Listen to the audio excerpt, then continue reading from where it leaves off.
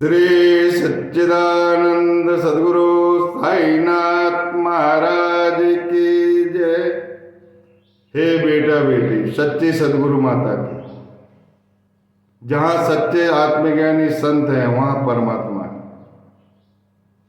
पिछली कथा से अध्याय 6 के अमृत कलश जो छलका है, अमृत आपके घर में, प्रभु राम के चरण आपके यहाँ लगे, लक्ष्मी की कृपा हुई और सारे संकटों की होली होगी, सारे संकट भस्म होंगे।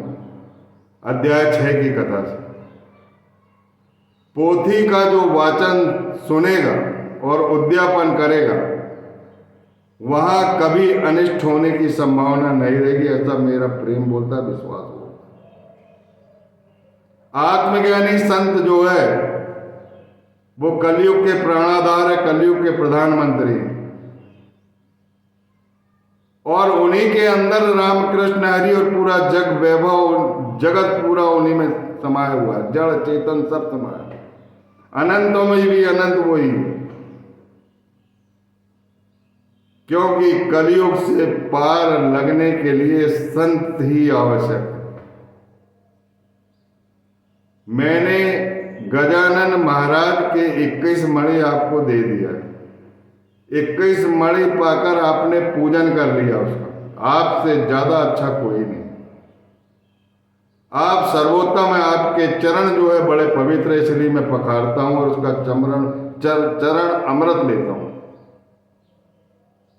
और अपने शरीर पर सिंचित करता हूं, अंजन करता हूं और आपको विजय का तिलक लगाता हूं, क्योंकि ऐसा भाव था मेरे अंदर। मैं चाहता था कि मेरे सदगुरु का अमृत जो है इस धरा को दूंगा, इस धरा में बिखेरूंगा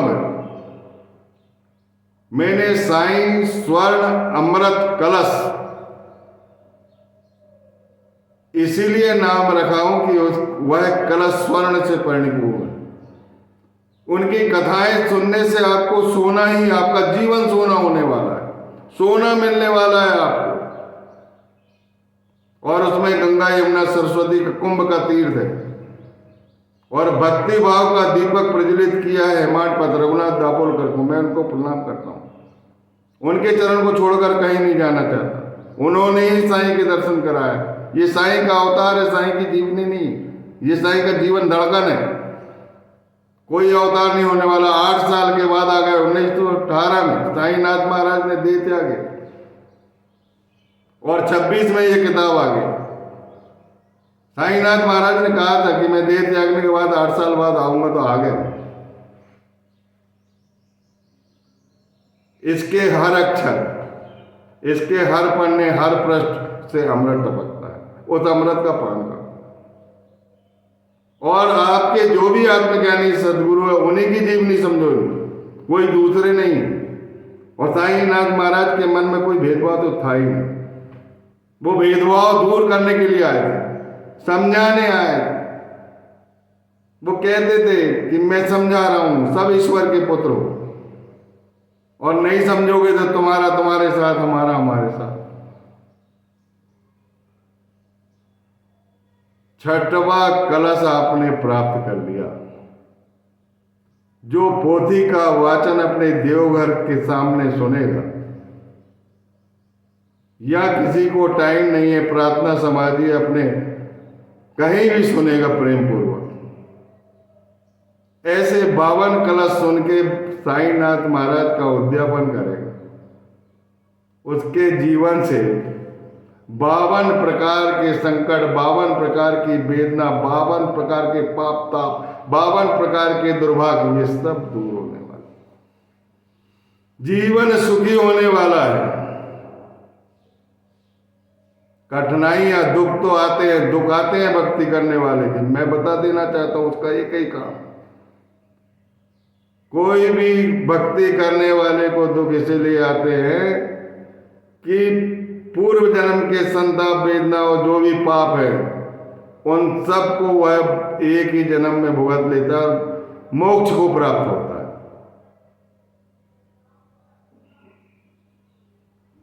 और संतों को अपने कार्य पूर्ण करा लेने की अद्भुत विविध कार्य प्रणाली है। साईनाथ महाराज के मन में था कि राम जन्मोत्सव होना चाहिए शिरडी, लेकिन वो किसी से ऐसा स्पष्ट नहीं बोलते थे कि राम जन्मोत्सव मनाओ। उसने निकल जाता, मेरे मुंह से कोई शब्द ऐसे निकल जाते, उच्चारण ठीक नहीं निकलते मेरे, मैं क्षमा चाहता हूँ, मैं सुधार लेता हूँ। मेरा अंदर का सही नहीं है, मेरा जो तोतलापन है, जिस प्रकार मेरी माँ को अच्छा लगता है, जिस प्रकार शिशु को बच्चे का तोतलापन अच्छा लगता है, उसी प्रकार मेरी सदगुरु माता का आशीर्वाद है मुझ पर। मेरा तोतलापन ही उसे बहुत मंजूर है। हे बेटा बेटी, बड़े सौभाग्यशाली, बड़े पुण्य की बात है, राम जन्मोत्सव की कथा निकल कर आई। लीला तो देखो साईनाथ महाराज की, राम जन्मोत्सव मनाना है। कलाकार देख लिए उन्होंने कि ये आदमी सबसे ज्यादा उपयुक्त। कृपा हो गई गोपाल राव गुण पर, और कृपा होने के और भी कई कारण हैं। उनके माता पिता बड़े सात्विक, बड़े भाविक भक्त, भगवान के, विट्ठल के। पुत्र हुआ, नौकरी लग गई सरकारी, थानेदार बन गया, दरोगा बन गया ऊपर गांव का। शादी हो गई, एक स्त्री आई, बच्चे नहीं हुए, दूसरे स्त्री आई, बच्चे नहीं हुए, तीसरी स्त्री आई, बच्चे नहीं हुए। संताप बढ़ गया, दुख बढ़ गया, वेदना बढ़ गई, आंखों से आंसू छलकने लगे। आजू बाजू के बच्चे, परिवार को, गरीबों के बच्चे देखकर मन में ये क्या कमी है अपने घर में, भगवान ने संतान नहीं दी। लेकिन ईश्वर की भक्ति कभी खाली नहीं जाती। उनके माता पिता बड़े सात्विक थे, बड़े धार्मिक थे, और गोपाल राव गुण तो और भी धार्मिक थे, हमेशा दान पुण्य करते रहते थे। साईनाथ महाराज की कृपा हो गई, उनके मन में प्रेरणा आ गई, साईनाथ के परम भक्त बन गए। रोज सुबह शाम आंसू पोंछने लगे साईनाथ महाराज की। उनकी कृपा हो गई, दया हो गई, उनके यहां पुत्र रत्न की प्राप्ति हो। इसी प्रकार दामू अन्ना, दो स्त्री, कुछ नहीं, कथा बाद में आएगी दामू अन्ना की। साईनाथ महाराज की कृपा हो गई, साईनाथ महाराज ने खुद उनके आंसू पोंछ दिए, संतान का तांता लग गया उनके घर में, पुत्र रत्न की प्राप्ति हुई, कृष्ण लीला घर में होने लगी। गोपाल राव गुण के यहां भी कृष्ण लीला घर में होने लगी। कैसी अद्भुत लीला, कितना प्रेम। इनके मन में प्रेरणा हुई कि शिरडी में उर्स बनाना चाहिए, मेला बनाना चाहिए। तात्या कोते पाटिल, दादा रामचंद्र पाटिल, माधवराव देश पांडे, इन सबसे चर्चा हुई। राधा कृष्ण माई से चर्चा हुई कि जो भी भाविक भक्त आएंगे, खाना बनाने का तुम्हारा काम रहेगा, तात्या तुम्हारा बाहर का काम रहेगा। एक कुआं था साईनाथ महाराज, उसका जल मीठा कर दिया उनने। सबको बड़ा साहस हुआ, साईं बाबा से अनुमति लेने गए। साईं बाबा ने को तो अनुमति देना ही था, क्योंकि लीला उन्हीं की है, प्रेरणा उन्हीं की है। गोपाल राव गुण पर उन्हीं की कृपा हुई, दामू अन्ना पर उन्हीं की कृपा हुई। अद्भुत कृपा है साईनाथ महाराज, जो काम कराना है वो कृपा करके करा देते, प्रेरणा देकर करा देते।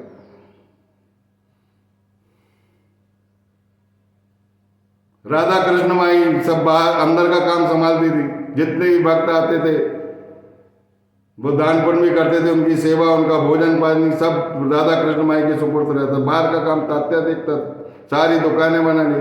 कलेक्टर से अनुमति मिल गई, पहली बार में नहीं मिली थी, बाबा ने आश्वासन दे दिया था।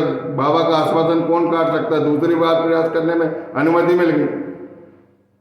बकायदा मेला वाला, मेले में सभी लोग आनंद होते, कुश्तियां होती थी, खेल कूद होते थे, डाब डबोली होती थी, झूला झुलाया जाता था, अनेक प्रकार का आनंद लेने लगे।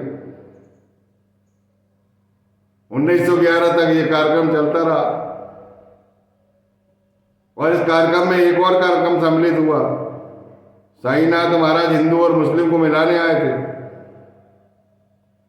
कि सब ईश्वर के पुत्र आपस में न लड़ो, मैं सबका संरक्षक हूँ, पिता हूँ, वो सबकी रक्षा करते हैं। अल्लाह मालिक उनके होठों पे रहता था। वो कभी नहीं कहते थे कि मैं ईश्वर हूँ, लेकिन ईश्वरीयता उनकी झलक जाती थी। सांसारिक लोगों को के साथ अपना जीवन यापन करते थे। बड़ा अद्भुत है उनका प्रेम।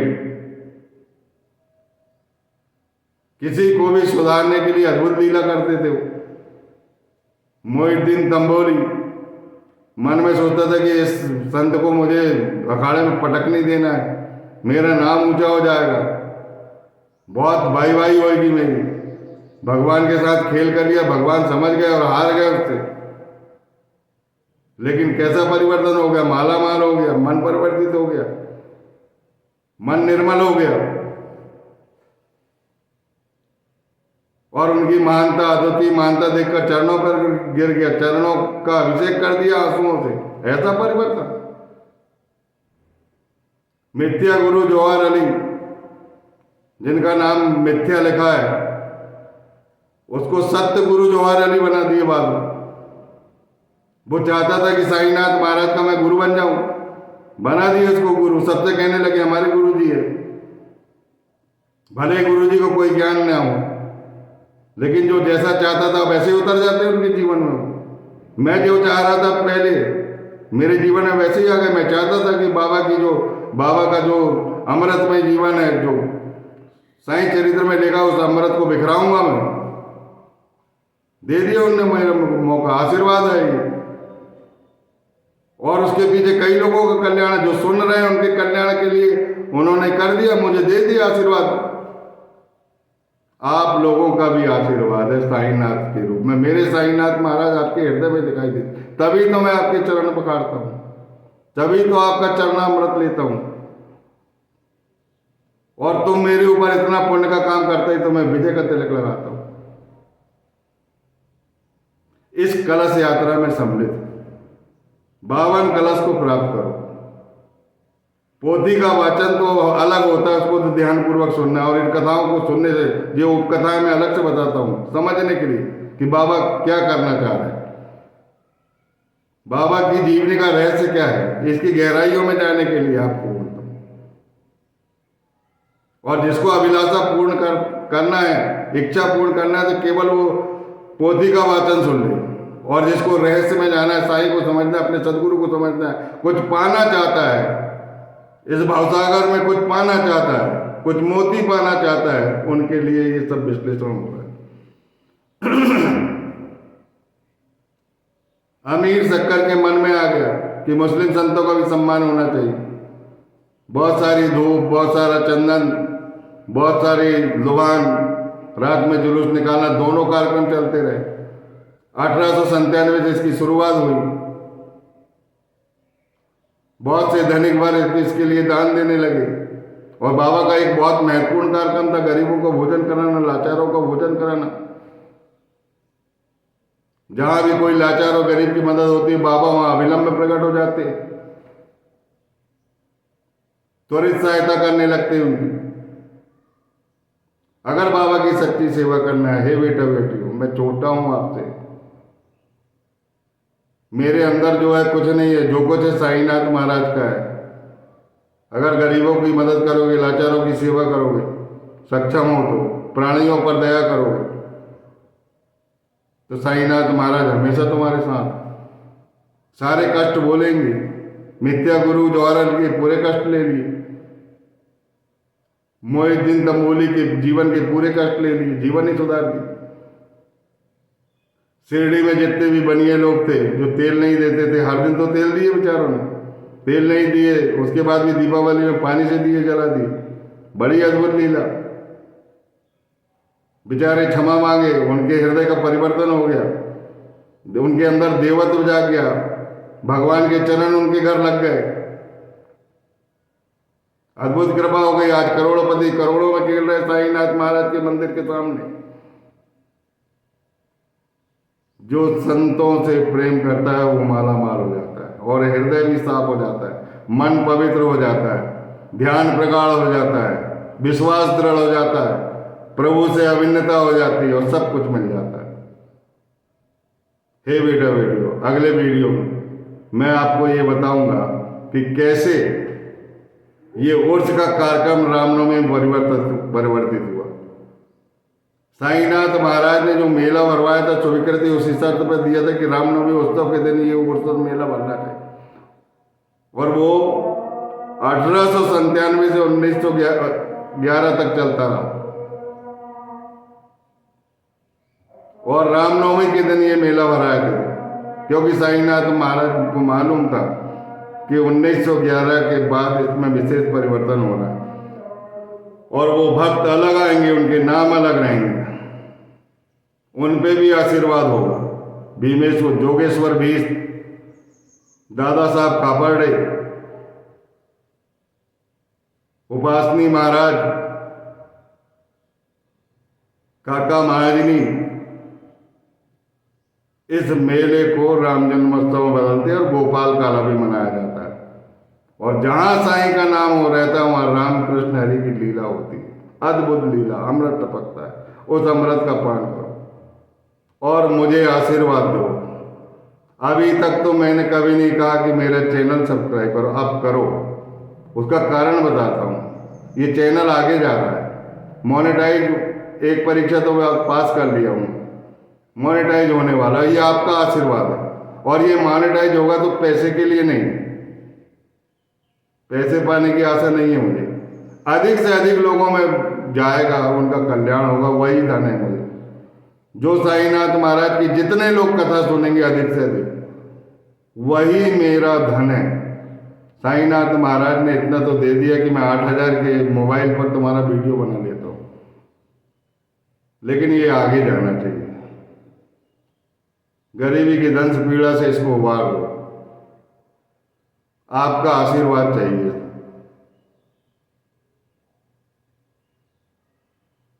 और अधिक से अधिक लोगों को इसका लाभ दो। दंश पीड़ा का मतलब यह है कि जितनी लोगों की दंश पीड़ा है वो सब मैं ले